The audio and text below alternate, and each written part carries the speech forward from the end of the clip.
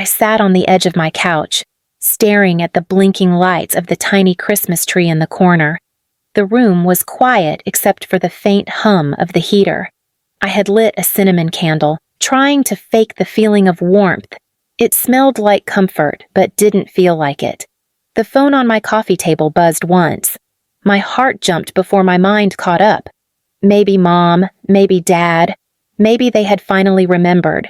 The notification banner read, "From Richard Hale, my father."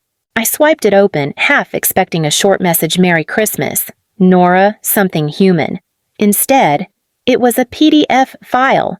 The title glared back at me in bold holiday yacht party, family shared expenses. My throat went dry as I scrolled. Total $5,200. Beneath it, in perfect alignment, was a single line. Your part, $2,600. That was all. No greeting, no signature, not even a thank you.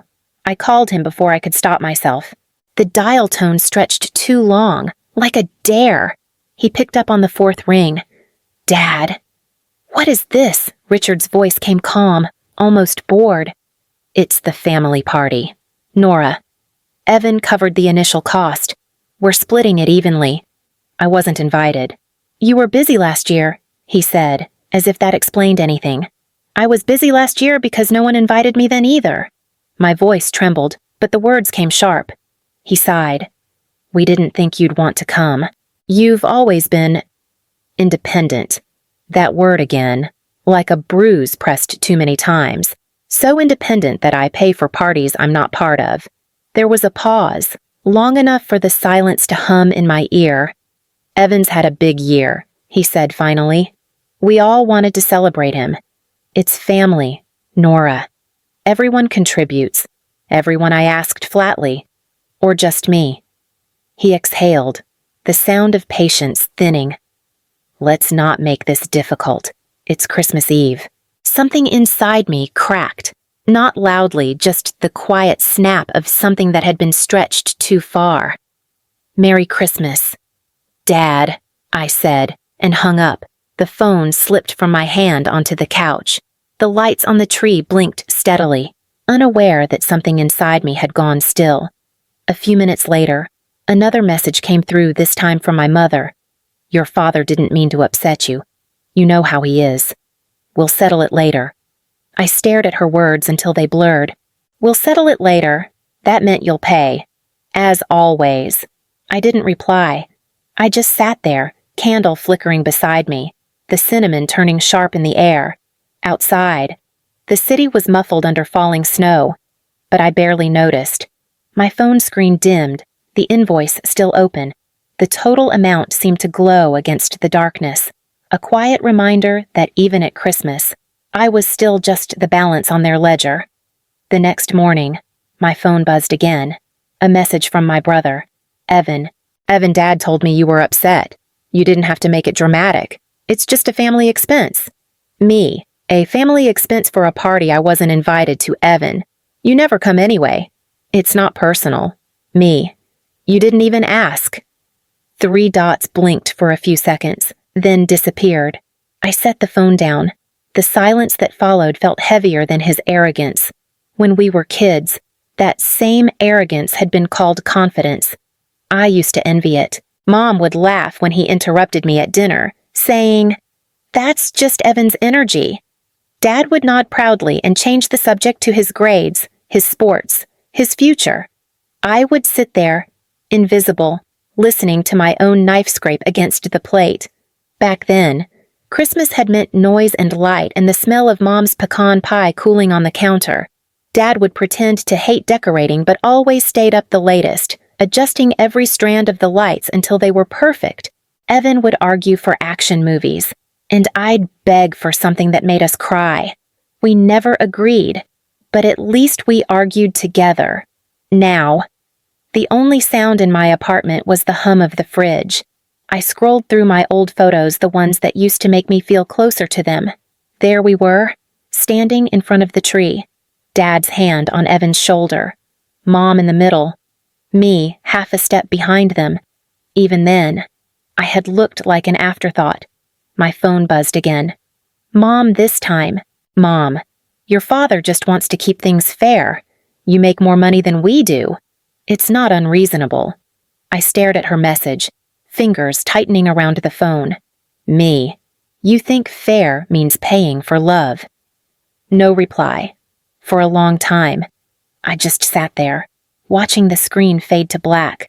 I realized I had spent years waiting for them to notice how far they'd pushed me away, but they hadn't pushed. They'd simply built a new world where I didn't exist except when a bill arrived. The cinnamon candle had burned down to nothing. The room smelled of smoke and silence. That night, I couldn't sleep. Every word from my father and mother kept replaying in my head, looping like an old voicemail. Independent, fair, family. They said it as if those words explained everything, as if they were proof that I didn't deserve to feel hurt. When I was younger, Dad used to say it proudly. This is my daughter, Nora, the independent one. She doesn't need anyone to hold her hand. I would smile because he sounded proud, because I thought that meant I was special. Later, I understood what it really meant. It meant he didn't have to check on me when I was sick. It meant Mom didn't have to call when I moved to the city. It meant they could forget me and still tell themselves I was fine. The phone buzzed again, long after midnight. A message from Evan. Evan. By the way, thanks for helping with my resume months ago. The promotion was worth it. I stared at the words. That resume I'd rewritten. The cover letter I'd built from scratch while he panicked over the phone. He'd been drinking that night, slurring his words, asking me to make it sound like he was executive material. Me, glad it worked out, didn't realize my editing skills came with an invoice too. Evan, you're being sarcastic again. That's why people keep their distance. Me, maybe that's why you never invite me. Evan, don't twist things. You've always done fine on your own. You don't need us hovering. I typed slowly. I never asked for hovering. I asked for honesty. Then I deleted it before sending. Instead, I opened my email. The invoice was still there, sitting like a dare in my inbox. Your part, $2,600. I clicked on it again, as if staring at it long enough might make it dissolve. It didn't. My mother's voice echoed in memory calm. Practiced. You know how your father is. I used to think she said that to protect me. Now I knew she said it to protect him. I put the phone down, my pulse steady but cold. All my life, I had been their proof of success, the daughter who paid her own bills, made her own way, never needed saving. They'd built that version of me like armor, and I'd worn it so long I forgot it was heavy. But now, for the first time, I could feel how much it hurt. By morning, my anger had settled into something quieter, colder, steadier. I sat at the table with my laptop open, the same invoice glowing on the screen. The total looked almost elegant in its cruelty. $5,200. My share, $2,600. I picked up my phone. For a second, I almost deleted it, almost pretended it never happened. Then I opened my banking app and typed in $1. In the note section, I wrote Santa skipped me too. My thumb hovered over send. Then I pressed it. A small, sharp satisfaction pulsed through me. It wasn't revenge, it was punctuation. Mom called an hour later. Her voice was soft, the kind she used when trying to smooth things over. Nora, your father said you were upset again. This is all a misunderstanding. Was it? I asked. You know how your father handles things. He just wants everyone to contribute equally. That's all. Equally, I said. You mean I pay for Evan's party while sitting alone in my apartment? She hesitated. Evan's family. We help each other. You've been blessed. Nora, you make more than he does. Then he can have my blessings too, I said. Her tone hardened. That's not fair. You're taking this personally. It is personal, I said quietly.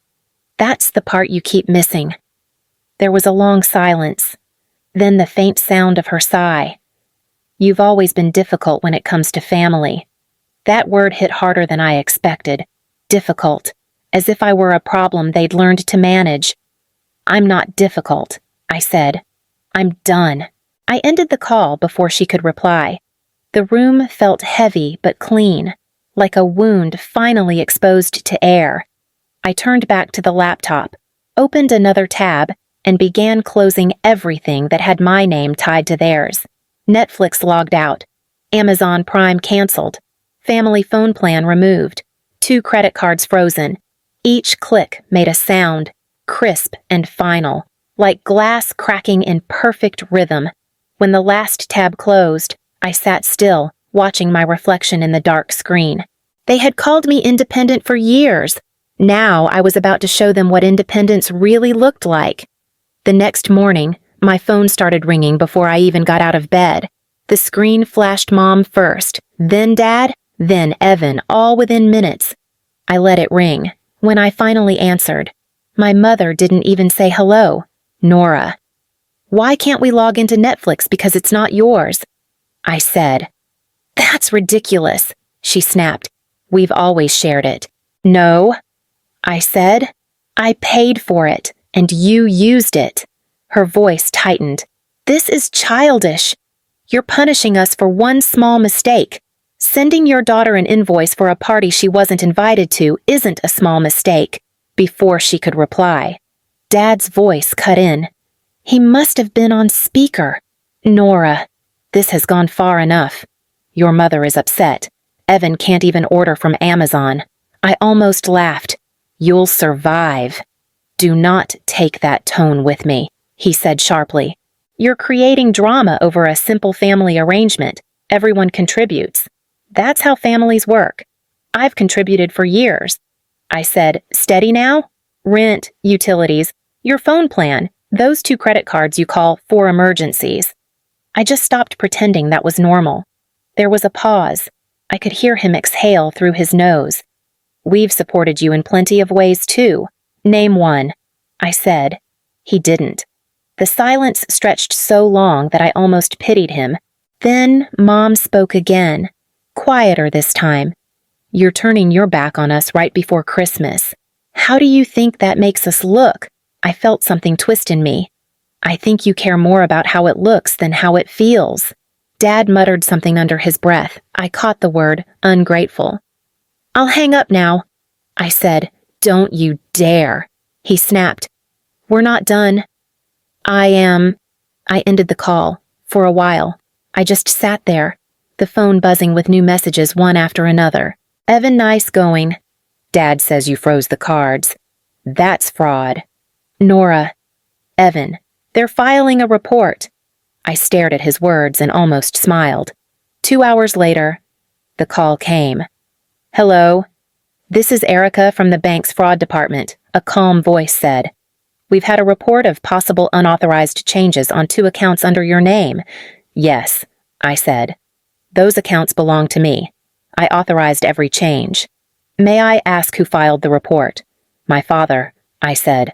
"He's upset that I stopped paying for things he doesn't own." Erica hesitated, then gave a small, understanding laugh. "Got it. I'll close the case." "Thank you," I said. When I hung up, I didn't feel guilty. I didn't feel angry. I just felt still, as if something that had been moving inside me for years had finally come to rest. They knocked once, then again, harder. I opened the door to my father's face, set like a verdict, and my mother clutching a pie tin under foil. My father stepped in without waiting. "We're talking," he said. My mother hovered in the doorway. "I brought pecan," she added softly. "Put it down," my father said. "This isn't a social call." I closed the door. "You came to collect or to explain." My father turned. "You embarrassed this family. You cut off accounts. You froze cards. You sent that message. $1 with a note." I said, "That was clarity." My mother placed the tin on the counter like an offering. "We can fix this. Nora, your father overreacted with the bank. My father didn't flinch. I reacted to sabotage. Those cards are in my name." I said, "Reporting me was theater." He pointed at the pie as if it were a prop. "We built this family on fairness. Your brother paid the deposit for a celebration. We split the cost. That is ordinary. Ordinary is inviting your daughter, I said. My mother's eyes flickered. We assumed you were busy. You made the assumption easy, I said. My father's jaw tightened. You have a talent for turning simple things cruel. I learned from the best, I said. He took a step closer. Lower your tone. I didn't move. Raise your respect. He studied me like a stranger. You were never like this. I was always like this, I said. You preferred me quiet. My mother reached for my wrist and stopped herself. Your father didn't mean to hurt you. He meant to control me, I said, and to charge me for the privilege. Do not insult me in my presence, my father said. This is my apartment, I said. You are in my presence because I opened the door. He glanced at the dead television. Your mother couldn't even watch her show last night. She can watch it at home, I said. With her husband who files fraud reports on his daughter. A muscle jumped in his cheek. I withdrew that claim. You were not protecting anyone, I said. You were performing power. My mother spoke quickly, words tumbling. He thought someone hacked you. It was confusion. It was Christmas. Everyone was upset. He called the bank because the free things disappeared. I said. My father folded his arms. You make good money. Nora, you are not harmed by helping. I am harmed by being used, I said. He shook his head. You've always had a dramatic streak. I have always had a heartbeat, I said. You heard it when it paid a bill. Silence edged the room. My mother looked at the pie like it might speak for her. We love you, she said, a little too late, a little too light. Love invites, I said. Love calls. Love does not itemize. My father tried a new angle. Evan's promotion is good for all of us. He represents the family now. I wrote his resume. I said. I built the first rung of that ladder. He blinked. My mother winced. You helped, she said gently. I carried. I said. My father straightened, returning to command. This tantrum ends today. You will transfer your share for the party. You will restore the accounts. You will apologize to your mother. I let the quiet land. No. His nostrils flared. You don't tell me no. I just did. I said. He turned to my mother, seeking alliance. You see. Ungrateful. My mother's voice thinned. Please don't say that. He faced me again. You will regret this. I already regret enough. I said. I regret the years you called neglect independence. My mother's eyes filled. We thought you liked being on your own. You made sure of that, I said. The sentence settled like dust after a break. My father opened his mouth and found no words. He tried one last reach. We are your family. Then act like it, I said, without invoices, without threats, without silence that lasts 3 Christmases. My mother lifted the tin with both hands. Take the pie, she whispered. I touched the foil and pushed it gently back toward her. Keep it warm for yourselves. My father cleared his throat. Hard. We're leaving. I'll open the door, I said. He paused beside me. This is not finished. It is finished for today, I said. Next time, bring an apology instead of a bill. I held the door. He walked past, rigid. My mother followed, turning once like she might say something brave, then chose safe instead.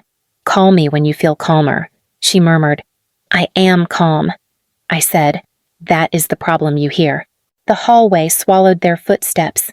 I closed the door and set the lock with a soft click that sounded like a line drawn in ink. After they left, the air in the apartment felt sharp, stripped clean of noise. I stood by the counter where the pie had sat, its outline still faint on the cold surface. My phone was silent. No calls, no apologies, nothing. I walked to the closet and pulled out the old box of Christmas lights, the same set Dad and I used to untangle together when I was a kid. Half the bulbs had gone dark years ago, but I kept them anyway. Back then, he'd kneel beside me, pretending to grumble. Careful. Nora, you're making it worse. I'd laugh, holding up a glowing strand. No, I'm fixing it. He'd smile, proud in the quiet way fathers sometimes are, and say, "That's my girl." I plugged the lights in now. They blinked weakly, some refusing to shine at all. I began working through the knots, one by one. My fingers caught on the wires, tugging the tangles loose. Halfway through, the phone buzzed again, a message from Evan. "Evan, you made Dad furious. You should have just paid. It wasn't worth all this." Me. It was worth everything. He replied instantly. "You always need to be the hero." Me. "No, I just stopped being your foundation." The dots blinked again, then vanished. I looked back at the lights. When the last knot came free, the entire strand glowed steady, unbroken. The bulbs hummed faintly, soft gold filling the room. I didn't smile, but something in my chest loosened. The memory of my father's hands guiding mine flickered, then faded. I set the lights across the small tree by the window. For once, it didn't look small. I sat down, letting the quiet settle. The apartment felt the same as before, but it didn't echo anymore. The lights blinked once, twice, then stayed on as if they'd finally decided to stop flickering for someone else. New Year's Eve arrived quietly. The city outside felt distant, muffled by snow and fireworks that hadn't started yet. I booked a table at a small restaurant downtown, one seat by the window, one glass of red wine. The waitress smiled like she'd seen people do this before. I ordered steak, mashed potatoes, and nothing sweet. I didn't need sweet. I needed peace. Halfway through the meal, my phone buzzed on the table. The name on the screen froze me. Richard Hale. I hesitated before opening it. The subject line said, "We need to talk." The email began formally, like a memo. "Family sticks together even when it's hard. We should never forget that. You've hurt your mother, and Evan feels attacked. None of this was necessary. Let's put it behind us and start the year right." Every line sounded like a verdict disguised as kindness. I read it twice, then once more, until the words blurred into a single message. "You are the problem that needs fixing." I placed the phone beside my plate and looked out the window. Outside, couples walked hand in hand through the snow. A waiter popped open a bottle of champagne at another table. The clock above the bar showed 5 minutes to midnight. The phone lit up again. Another message, shorter this time. "We love you. Nora. Let's move forward." I opened a new draft and typed 4 words. "Exactly. So why didn't you—" I didn't add punctuation. I didn't sign it. I just sent it. The screen went still. A moment later, the waitress returned with a small dessert plate, a single chocolate truffle, and a sparkler burning low. "On the house," she said. "Happy New Year." I nodded. "Thanks."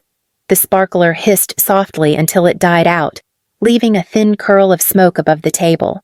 I picked up my phone one last time. No reply.